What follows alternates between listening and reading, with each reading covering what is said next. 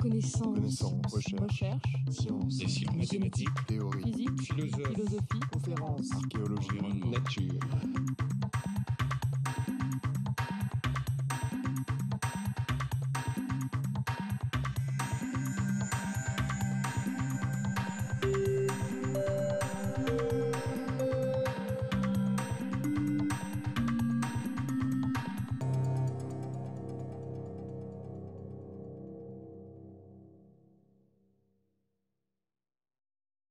Merci Peter. Bonjour à tous. Donc, je voudrais faire un petit panorama de la circoncision et de l'infection à VIH.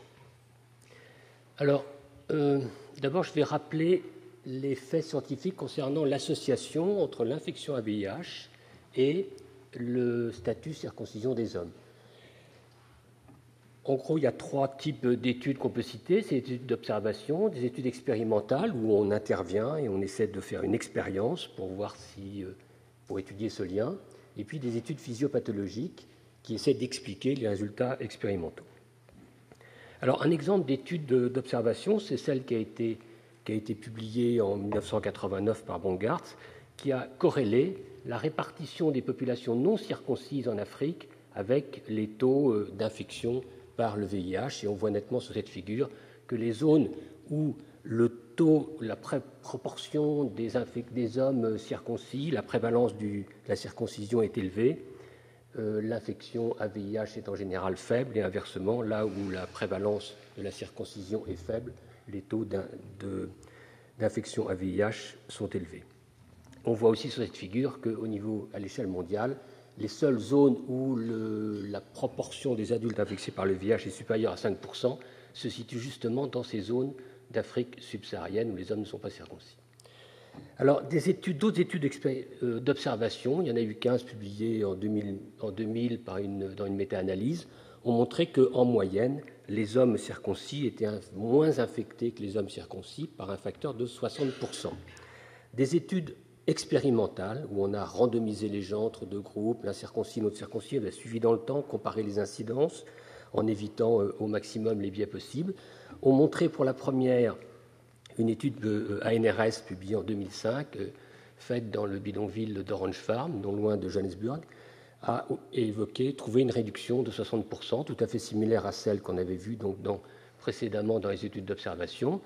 Une étude tout à fait similaire, publiée 2 ans plus tard au Kenya, a trouvé une réduction de 59%, et en Ouganda de 51%. On est tout à fait frappé par la convergence et la cohérence de toutes ces études scientifiques, qu'elles soient expérimentales ou observationnelles. Alors la plausibilité biologique pour expliquer cet effet est la suivante. On pense que la surface interne du prépuce est une zone perméable au VIH, avec une densité importante de cellules cibles du système immunitaire. C'est une muqueuse, et le VIH, on peut le prouver, donc rentre préférentiellement par la surface interne du prépuce. Il peut certes rentrer aussi par d'autres zones du pénis, ce qui fait que la suppression de cette zone par la circoncision, donc on supprime le prépuce, réduit le risque d'entrée.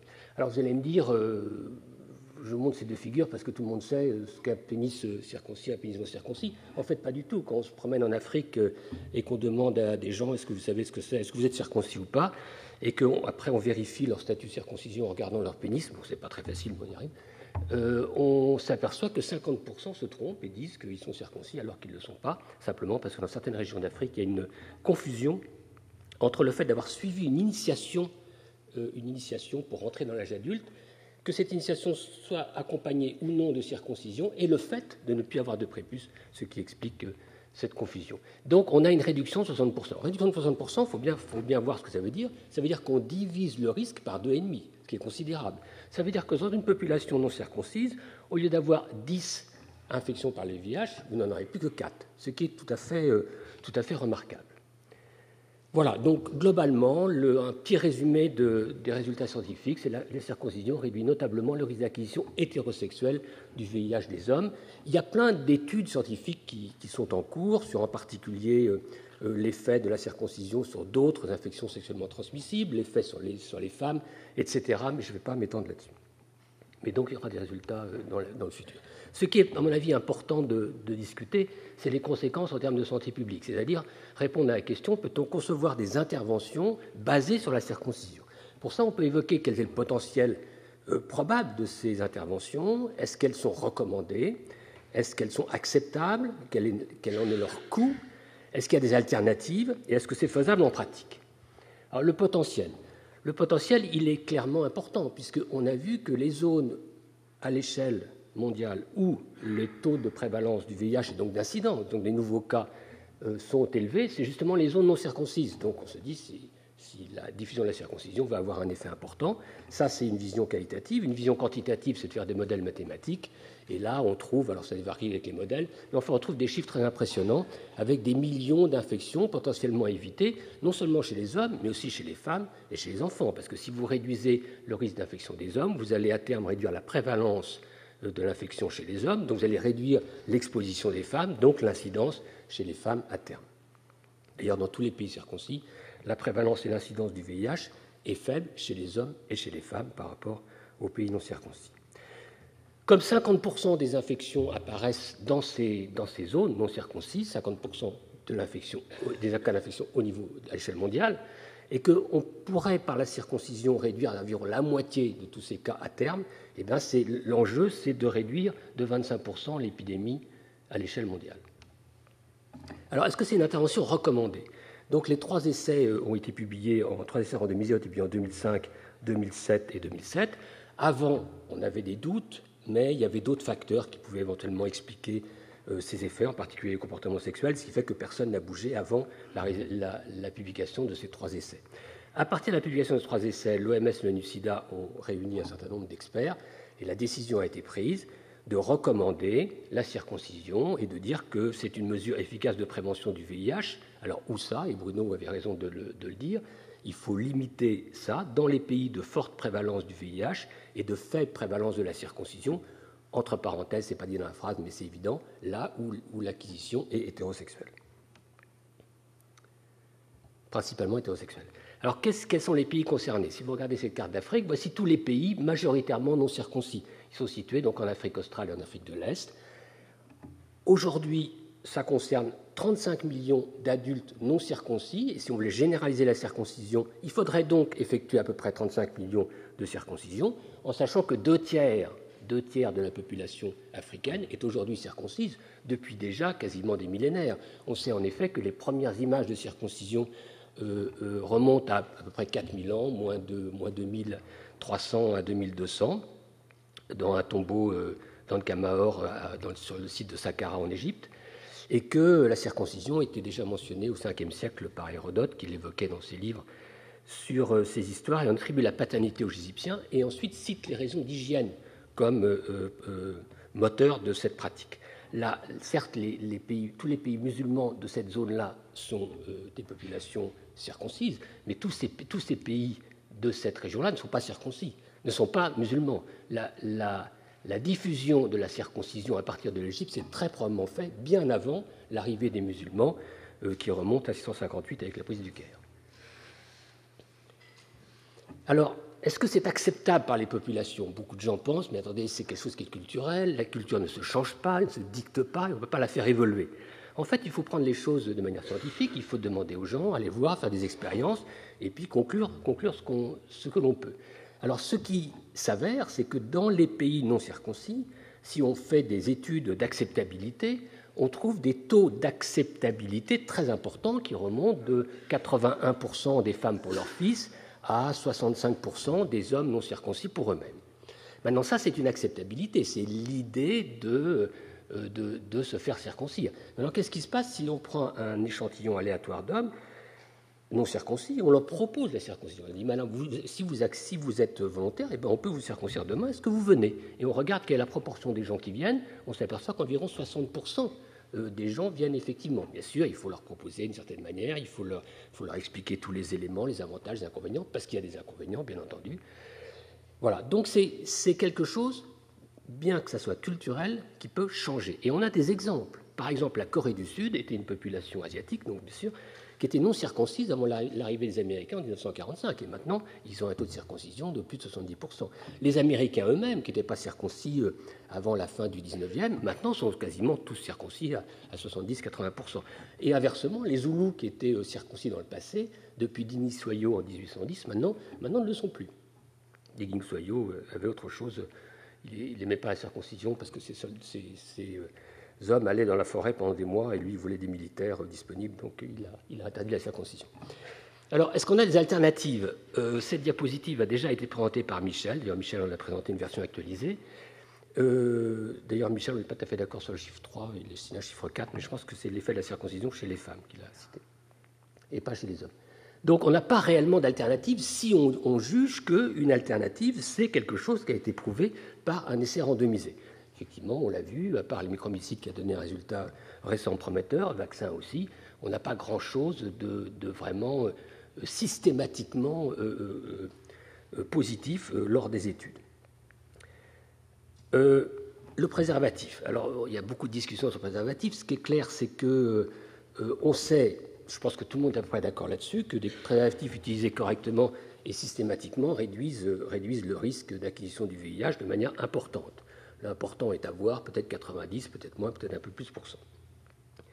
Maintenant, le problème, c'est que lorsque l'utilisation est non systématique, toutes les études montrent qu'il n'y a pratiquement pas ou très peu de réduction du risque d'acquisition. Et puis, dernier point quand même, il n'y a à ce jour aucun exemple avéré d'épidémie généralisée qui aurait été freinée par des programmes de prévention basés uniquement sur la prévention de préservatifs. Et en Afrique, quand on regarde le nombre de préservatifs utilisés par les hommes de 15 à 49 ans par an, d'une part, ce nombre est très faible, et puis on voit qu'il n'y a pas une corrélation manifeste avec la prévalence du VIH. Donc, on en est là aujourd'hui. Alors, le coût, c'est quelque chose de, bien sûr, essentiel. Une circoncision, ça coûte à peu près, mettons, $30. Ça dure 20 minutes, et vous vous souvenez, on avait à peu près 35 millions de circoncisions à faire pour généraliser la circoncision à l'Afrique. Alors, un petit calcul rapide montre qu'il faut $1 milliard, et qu'il faut dépenser donc $1 milliard, mettons, sur 5 à 10 ans. Alors, multiplié par 2 si vous voulez augmenter un peu la somme, mais ça fait $2 milliards. Les études, effectivement, publiées, montrent entre 1 et $2 milliards sur 5 à 10 ans. C'est-à-dire très peu.